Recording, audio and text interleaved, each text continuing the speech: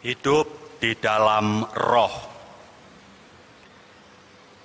Saudara-saudari yang terkasih, kita mengenal kata spiritualitas. Kata itu berasal dari kata spirit yang artinya roh atau semangat. Spiritualitas adalah daya dorong atau semangat hidup untuk menggapai idealisme atau mimpi dan harapan menjadi kenyataan. Keuskupan kita Tanjung Karang dalam arah dasar pastoral mulai tahun 2018 sampai nanti tahun 2027 merumuskan spiritualitasnya sebagai berikut. Sahabat Kristus yang dihidupi oleh Roh Kudus dan menghidupi Ekaristi tidak membeda-bedakan orang. Spiritualitas tersebut diharapkan menjadi elan vital, yakni gelora hidup.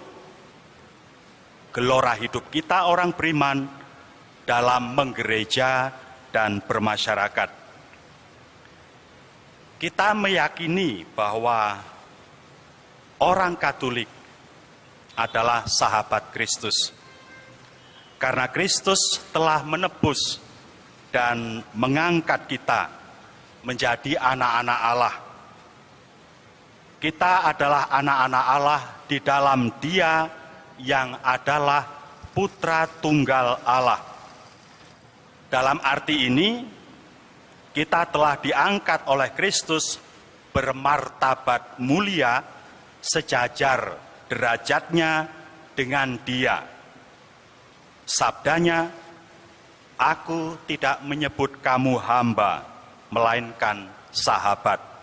Yohanes 15 ayat 15.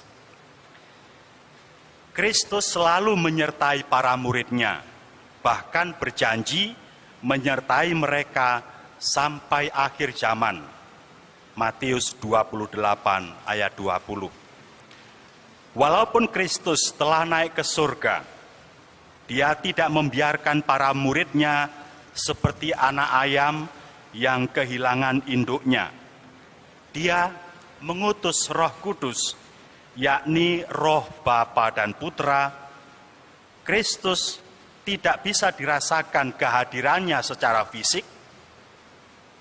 Dia tidak nampak dalam penglihatan indrawi, namun Dia tetap tidak jauh dari kita. Dia tetap bersama dengan kita. Itulah peran rohnya bagi kita. Sebagaimana Kristus adalah jalan kebenaran, Roh Kudus akan menuntun kita kepada seluruh kebenaran. Maka kita adalah murid-murid Kristus jika kita melakukan kehendak Kristus, yakni melakukan kebenaran. Maka jika kita mengaku murid Kristus, perbuatan-perbuatan kebenaranlah yang harus kita lakukan, bukan perbuatan-perbuatan sebaliknya. Dengan melakukan kebenaran, kita menghidupi kehidupan yang dijiwai oleh Roh Kudus.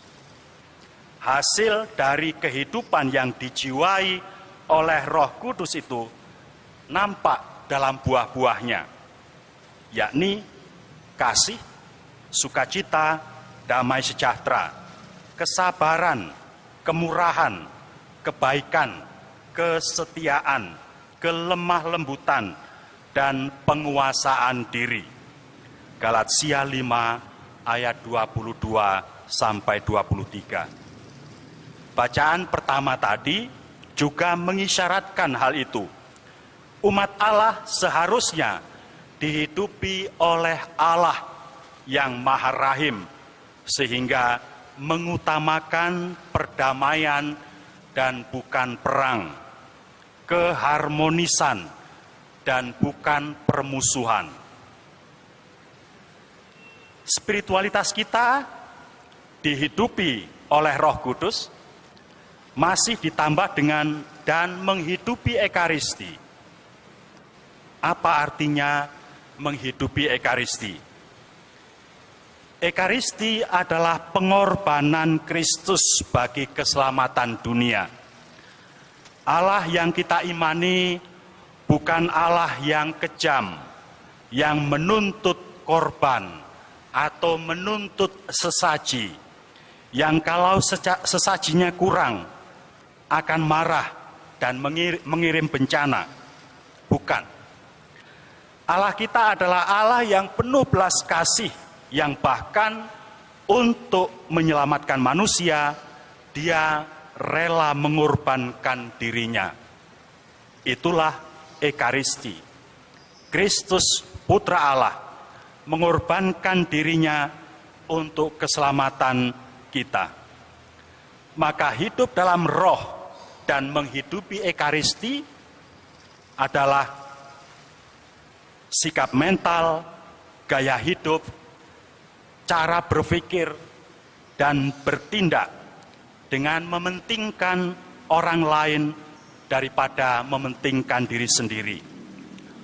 Korupsi, kolusi, nepotisme, dan sikap diskriminatif seharusnya jauh dari semangat hidup murid-murid Kristus. Kasih Kristiani harusnya meretas sekat-sekat primordialisme, merangkul semua orang dengan latar belakang apapun, sebab Tuhan itu tidak membeda-bedakan orang. Kisah Para Rasul 10 ayat 34.